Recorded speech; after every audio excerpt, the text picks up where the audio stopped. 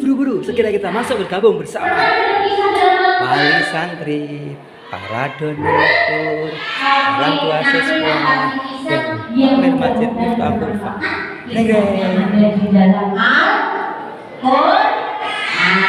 Coba sekarang Bunda mau tanya nih, semuanya kayaknya udah siap belum ya dengan kitanya?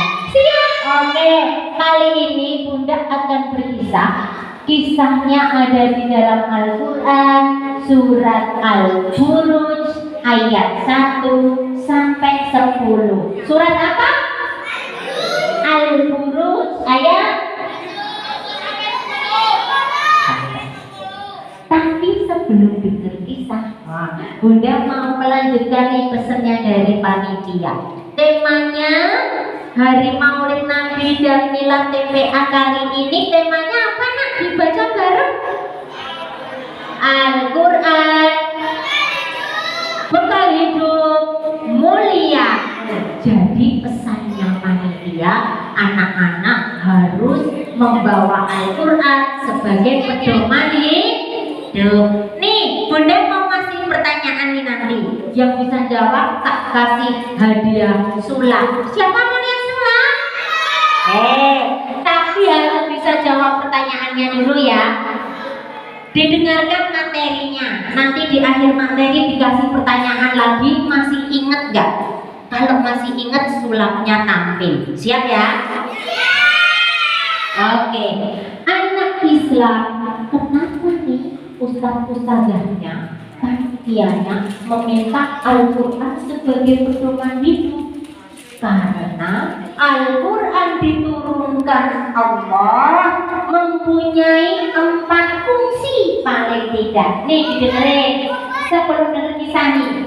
Al-Quran ternyata mempunyai 4 fungsi diturunkan Allah. Yang pertama apa tuh? Ternyata yang pertama sebagai al-huda atau petunjuk. Al-huda apa artinya? Petunjuk. Jadi Al-Quran itu menjadi petunjuk bagi orang-orang yang bertakwa kalau kepengen selamat di dunia sampai akhir. Petunjuknya ada di dalam Al-Quran. Terus yang kedua, Al-Quran itu sebagai Al-Furqan, artinya pembeda. Apa tadi? Al-Quran artinya pembeda. Pembeda apa? Pembeda antara yang hak dan batil, antara yang haram dan yang halal, antara yang baik dan yang buruk, ada di dalam Al-Quran. Yang ketiga, Al-Quran sebagai asyifat, artinya obat. Obat apa? Obat penyakit hati. Rata-rata penyakit itu diawali dari hati. Maka orang yang suka baca Al-Quran hatinya selalu bersih, selalu jernih, karena Al-Quran sebagai sifat atau obat. Yang terakhir, nah ini nanti yang mau kita simak bareng.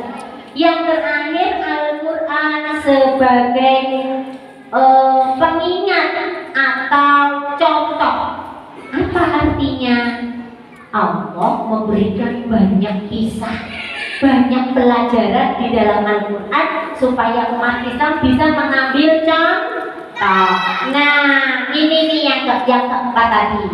Bunda akan berkisah di dalam Al-Quran surat Al-Buruj ayat 1 sampai 10 tentang Ashabul Ukhdud. Apa artinya? Ashabul Ukhdud. Siapa pernah dengar kisah Ashabul Ukhdud? Tenang nih, tenang. Ceritanya piye? Siapa yang pernah dengar Ashabul Ukhdud? Belum. Siapa pernah dengar kisah Upin Ipin? Boboiboy, Tayo, Bongbong, Doraemon. Tahu ya? Ashabul Ukhdud? Anak Islam harus tahu kisah yang ada di dalam Al-Quran. Siap? Siap. Nanti yang 4 tadi diingat ya. Bunda ngasih pertanyaan di akhir kisah. Terus nanti kisahnya juga tak kasih pertanyaan lagi, hadiahnya masih di belakang sini. Siap?